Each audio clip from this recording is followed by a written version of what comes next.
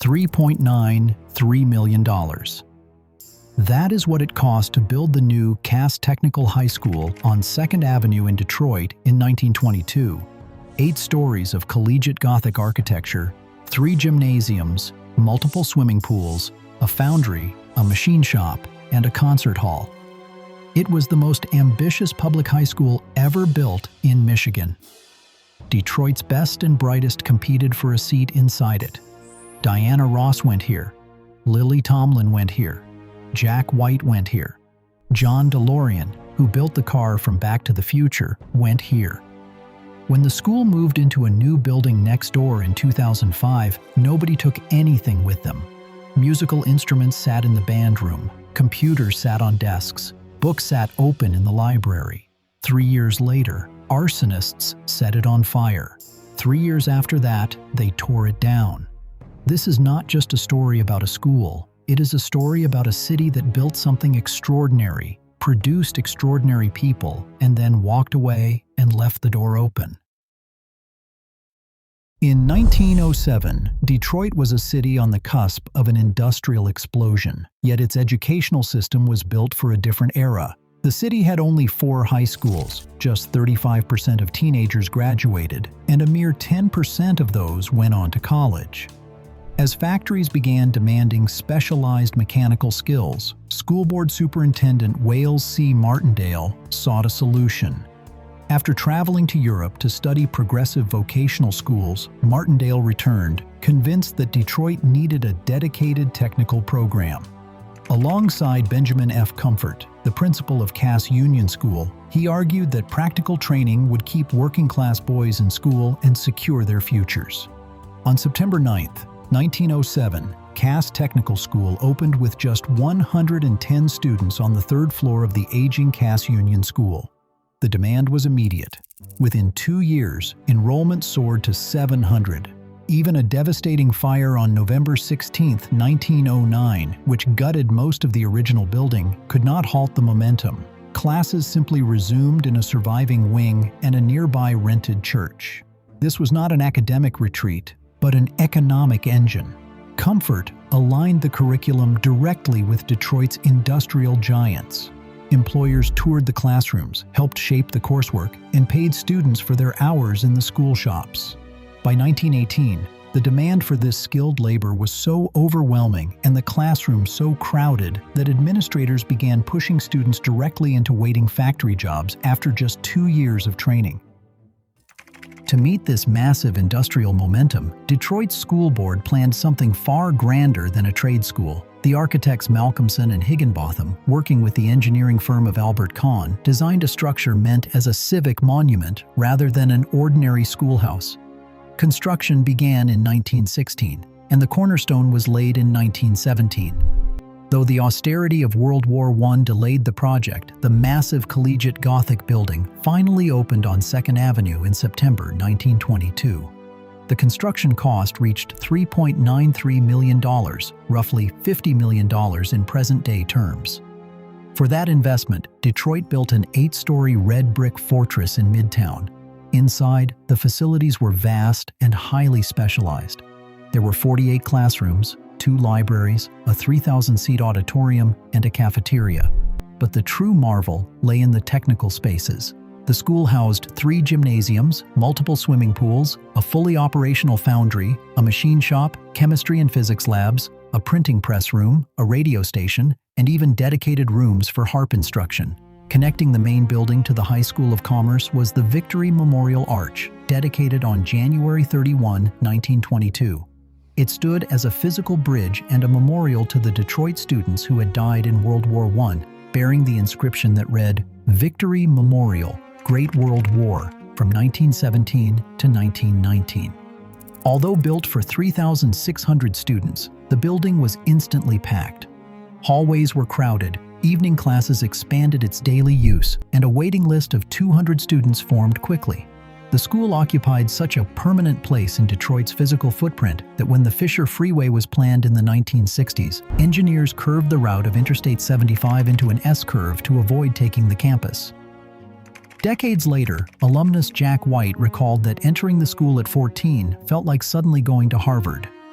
The soaring architecture convinced generations of working-class teenagers that their education was a grand, serious endeavor, matching the ambition of the city itself. By the mid-20th century, the Second Avenue building was operating at the absolute peak of its educational power. In 1942, enrollment topped 4,500 students, making Cass Tech the largest high school in Michigan.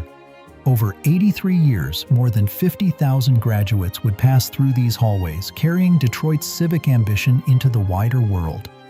The school's rigorous, specialized curriculum functioned like a national talent incubator. In 1961, Diana Ross graduated from the prestigious fashion design program, just before her voice defined the sound of Motown with the Supremes. Mary Wilson had also been offered a coveted spot at Cass Tech but declined, choosing to avoid the school's famously demanding workload.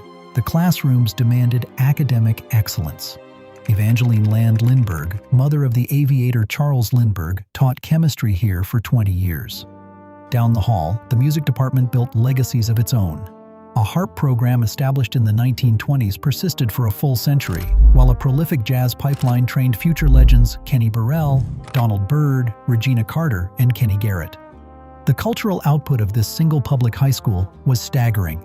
Lily Tomlin, David Alan Grier, Della Reese, and Ellen Burstyn took their training from Midtown Detroit to the heights of American comedy, theater, and film. In the automotive industry, alumnus John DeLorean designed the stainless steel DMC-12, tying the school directly to the peak of automotive lore. These names were the direct result of a city that treated public education as its ultimate investment. Detroit's population peaked in 1950 at 1.8 million residents before entering a slow, relentless decline that never reversed. By the 1970s, the automotive industry that had long justified Cass Tech's grand mission began its own protracted collapse. As the tax base shrank, Detroit public schools began quietly deferring maintenance. This systematic neglect did not go unnoticed. As early as 1970, a warning in the Detroit Free Press argued that the school's mounting physical damage was only the prelude to elimination, giving voice to a growing community fear that school officials had a tacit plan to let the historic facility become completely uninhabitable. Rather than addressing the underlying structural rot of the 1922 campus, school administrators attempted to build their way out of the crisis. In 1985, a major addition designed by Albert Kahn and Associates was completed. While this project demonstrated that the district was still willing to spend money on Cass Tech, it failed to solve the fundamental problems of the main building. The addition also became a symbol of administrative dysfunction when contractors built the new competition-sized swimming pool to the wrong dimensions, rendering it just short of true Olympic size because the design plans mistakenly mixed metric and English measurements. By the late 1990s, the consequences of these compounded errors and decades of neglected upkeep were impossible to hide. The 8-story landmark was plagued by leaking roofs, broken elevators, and failing heating systems. Detroit public schools faced a stark, binary choice: commit to a massive, highly expensive historic renovation of the sprawling 1922 structure, or abandon the monument entirely and build a replacement from scratch. In March 2000, Detroit Public Schools formally abandoned the fight to save the 1922 landmark, announcing plans to construct a brand new Cass Technical High School directly north of the historic campus. The decision ignited immediate anger among the school's massive alumni network. The Alumni Association spoke out publicly, warning school officials that destroying the original building would be emotionally difficult for the community and would rip away a piece of Detroit's soul. The district pressed forward, breaking ground on the new facility in 2002.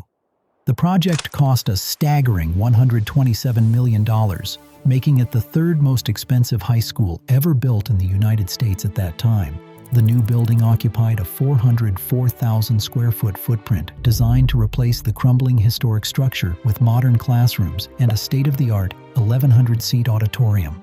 On May 21, 2005, school officials marked the transition with a black tie ribbon cutting gala, a celebration of progress that cost-conscious critics watched with sharp skepticism.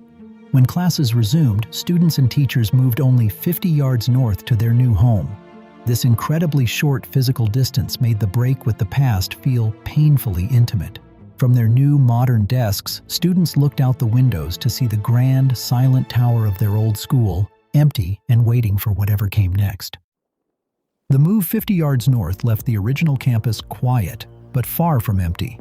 Inside, classrooms remained fully stocked. Desks sat in neat rows, computer labs held monitors, and televisions remained mounted to the walls. Brass instruments sat in the music rooms, while science labs still contained chemistry supplies.